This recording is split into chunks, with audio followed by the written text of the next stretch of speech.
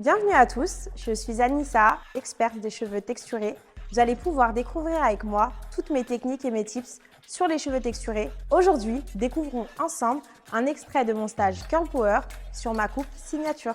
Ses secrets, elle vous les dévoile enfin. Anissa, l'experte des boucles suivie par des milliers de personnes, vous ouvre les portes de son univers unique lors du stage Curl Power. Durant cette journée 100% pratique, maîtrisez les gestes techniques qui font la différence sur cheveux bouclés et frisés, découvrez ses astuces pour sublimer chaque morphologie et révéler la beauté de chaque boucle, développez votre confiance et attirez une nouvelle clientèle en demande d'expertise. La formation a été juste incroyable. C'est vraiment très méthodique. La technique du bouquet, c'était vraiment une découverte. Comment mettre en forme la boucle, comment la travailler. J'ai vraiment passé un super moment. Inscrivez-vous dès aujourd'hui sur L'Oréal Access au stage Curl Power by Anissa et libérez le potentiel de vos coupes bouclées. Je vais vous présenter la coupe signature. C'est une coupe qui est beaucoup plus arrondie au niveau des volumes. Parce que là, on peut voir visuellement que mon modèle a tous les volumes qui vont se concentrer plus vers le bas et pas en racine. Donc le but, c'est de venir vraiment casser un petit peu la longueur. Donc on ne part pas sur une coupe qui sera trop courte non plus, mais on va vraiment se débarrasser des pointes qui sont trop sensibilisées. Et on va venir recréer des volumes de manière à créer une boule, quelque chose de très arrondi au niveau des volumes. Et à l'avant, on partira sur une frange qui sera quand même assez fournie sur mon modèle, de manière à lui remplir un petit peu le visage. Du coup, pour réaliser cette coupe, je vous conseille de faire 3 séparations, oreille à oreille, gauche, droite et une séparation derrière la tête. Ensuite, au niveau de la nuque, j'ai sectionné une première séparation qui va me permettre d'avoir ma mèche témoin pour pouvoir procéder à l'ensemble de ma coupe. Donc là, comme je vous ai expliqué, on va quand même réduire un petit peu la longueur, donc toutes les pointes qui sont sensibilisées pour pouvoir avoir une jolie définition et un cheveu en bonne santé.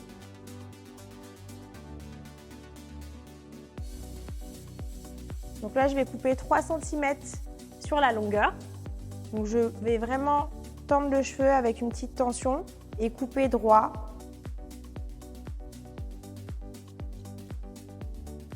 Je vais passer à la seconde que je vais venir coiffer dans le tombant naturel du cheveu. Et je vais recouper grâce à ma mèche témoin les pointes qui sont sensibilisées.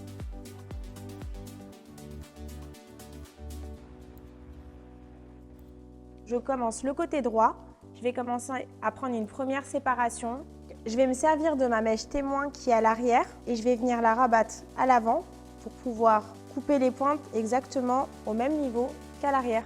On va procéder au côté gauche pour terminer. Donc du coup, je vais exactement faire la même chose que le côté droit.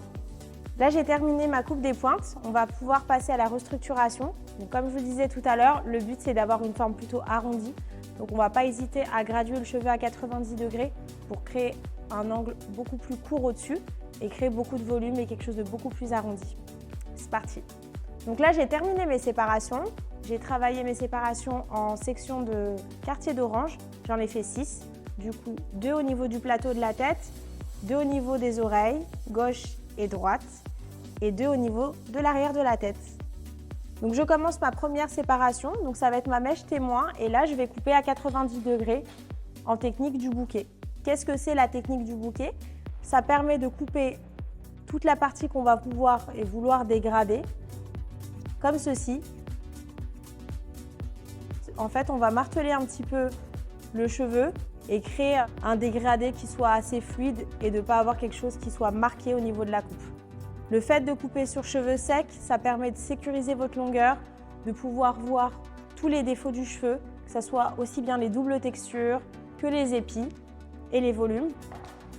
Et la cliente aussi est rassurée parce qu'elle peut se voir et pouvoir voir aussi l'évolution de la coupe. Une fois que ma mèche est dégradée, donc c'est ma mèche témoin, je vais pouvoir passer à la seconde séparation et refaire exactement de la même manière. Donc j'ai terminé l'étape d'avoir restructuré le cheveu à 90 degrés, donc je l'ai fait vraiment sur l'ensemble de la tête. Et là maintenant, on va pouvoir passer à la jonction. Qu'est-ce que c'est la jonction? C'est ce qui va créer l'arrondi de sa coupe et c'est ce qui va éviter aussi l'effet un petit peu barre.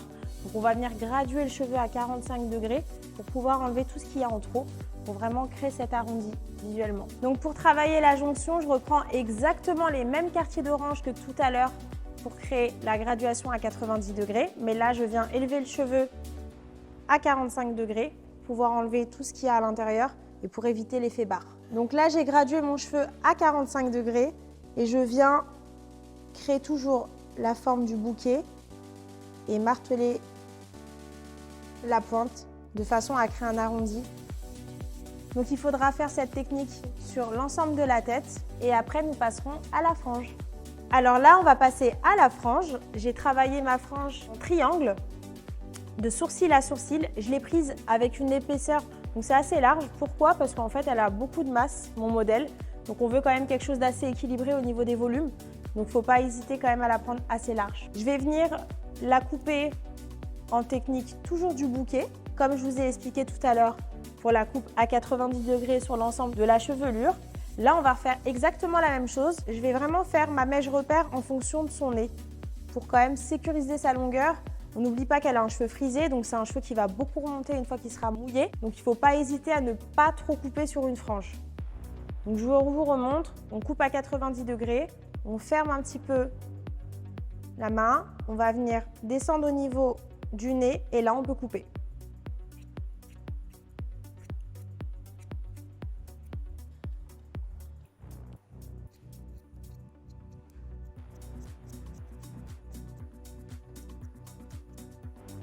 Une fois que j'ai terminé de faire ma frange, donc ne vous inquiétez pas, elle est assez longue, ça me permettra de revoir la frange une fois que la définition sera faite et le cheveu sera sec. Pour sécuriser la longueur, là je vais m'attaquer à l'avant, donc on va venir travailler en slide, juste pour créer quand même une jonction entre l'avant et l'arrière.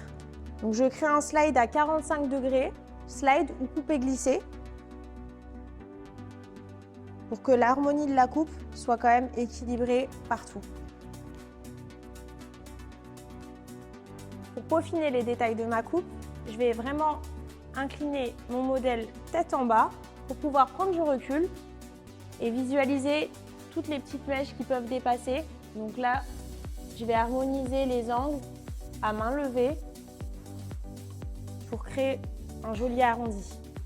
Donc n'hésitez pas à prendre du recul sur votre coupe pour pouvoir voir les défauts aussi, c'est hyper important.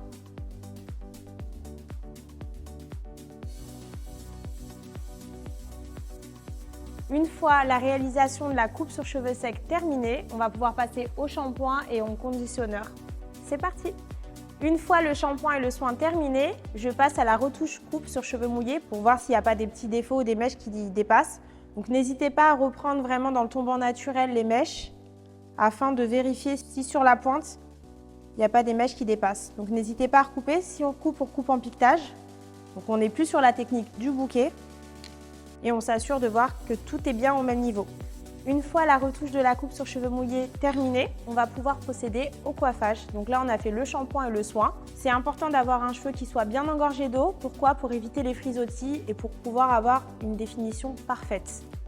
Donc je viens sectionner le cheveu d'oreille à oreille et je fais une dernière séparation à l'arrière de la tête et je vais pouvoir commencer ma définition avec ma première mèche de la nuque.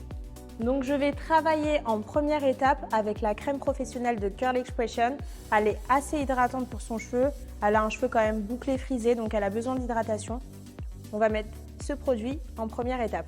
En seconde étape, pour vraiment créer ma définition, je vais utiliser toujours dans la gamme Curl Expression de chez L'Oréal, la gelée qui est en crème aussi. Donc on a un côté vraiment fixant, mais un côté aussi hydratant parce qu'elle a un cheveu qui est quand même assez sec. Donc je viens quand même sécuriser pour l'hydratation en ajoutant une crème qui fait 2 en 1. Et pour terminer, je vais utiliser l'élixir de chez Kérastase. C'est vraiment une huile qui est hyper riche en hydratation. Donc là, on va avoir hydratation, brillance et on va venir sceller la boucle sur la fin du coiffage grâce à cette huile. Donc je pars avec une petite noisette quand même. J'évite aussi de ne pas surcharger le cheveu de produit. C'est hyper important. Je viens l'étaler dans la paume de mes mains et là, je vais venir travailler mèche par mèche de la racine jusqu'à la pointe. Donc là, je vais utiliser ma gelée 2 en 1 de chez L'Oréal Curl Expression. Donc je ne vais pas en mettre beaucoup parce que comme je vous disais, j'ai déjà appliqué la crème qui est assez hydratante. Donc là, on part sur une petite noisette. De la même manière, je vais l'étaler dans la paume de mes mains et je vais venir appliquer mèche par mèche.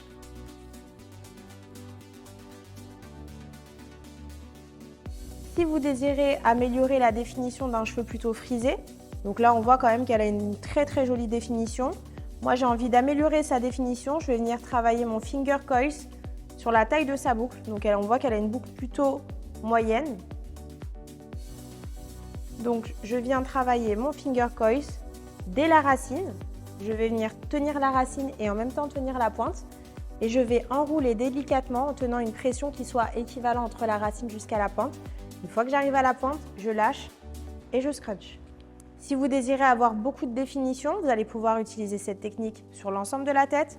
Si vous voulez du volume et de la définition, je vous conseille vraiment de travailler votre finger coils sur les parties nécessaires.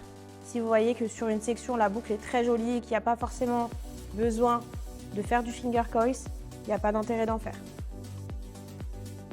Une fois le coiffage terminé, je vous invite pour plus de volume à utiliser un peigne afro, donc celui-ci est en bois, et la poudre qui va permettre de texturiser à la racine. Vaut mieux prendre un petit peu d'auteur pour éviter les dépôts blancs au niveau de la racine. On va faire pivoter un petit peu la tête du modèle vers le bas et là on va venir décoller la racine avec le peigne afro. Faites attention à ne pas casser la boucle. On va vraiment venir se focus que sur la racine. On aura toujours besoin d'huile sur un cheveu texturé parce que c'est un cheveu qui va demander plus d'hydratation. Donc n'hésitez pas à appliquer une petite noisette. On vient frotter dans la paume des mains et toujours appliquer le produit en scrunchant pour garder la définition de la boucle. Je vais finir avec le spray wax de chez Redken.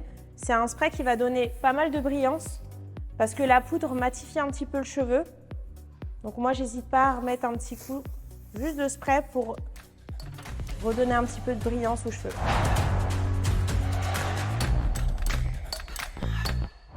Merci à tous d'avoir pu regarder les premiers extraits de mon stage Curl Power. Les inscriptions sont désormais ouvertes. J'ai hâte de pouvoir vous retrouver dans toute la France et je vous laisse le lien pour pouvoir vous inscrire. À très vite!